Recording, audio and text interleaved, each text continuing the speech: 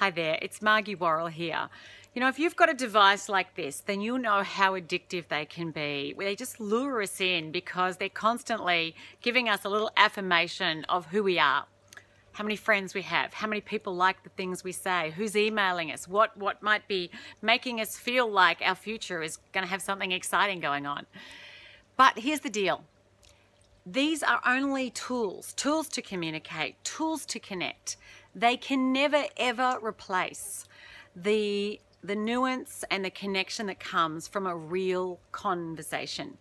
You know, I go out today and I see groups of people sitting around in cafes, at restaurants, all sitting there looking at their devices rather than actually talking and connecting to the people right around them.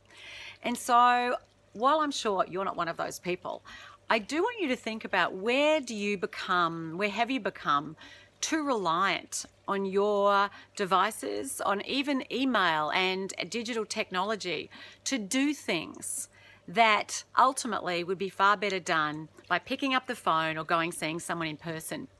You know, last week I got an email from someone that was telling me I should be ashamed of myself because I had written a blog post that criticized someone who's currently running for the US presidency.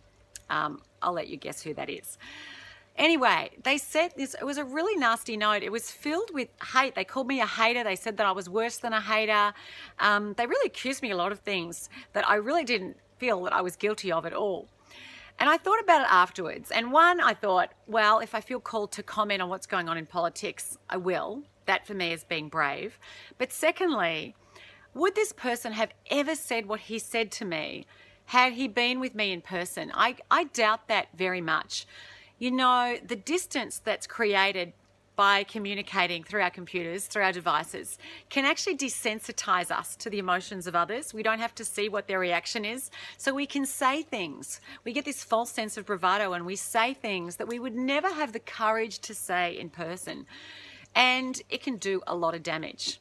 In this case, I would have probably responded far better had they actually sent me a note that was more thoughtful, that would have been more like what they might have said to me in person, that still expressed their concerns or even disappointment, in my opinion. But secondly, our devices can sometimes be ways of hiding from really the awkwardness that comes from having the most important conversations. Like if you need to give someone some critical feedback, or you need to apologize, or you need to call someone out for behavior that you don't feel is okay or has been hurtful.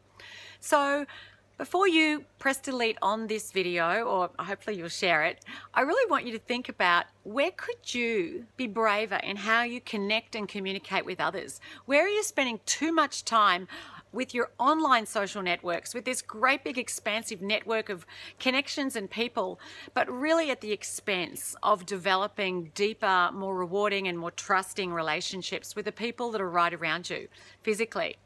Or short of that, where could you just pick up the phone and have a conversation rather than sending someone a text or an email? That's not to say texting and email isn't a really great way to connect on a lot of things, but we've got to be careful not to be too reliant on it. And I think too often these days, we type when we really should be talking.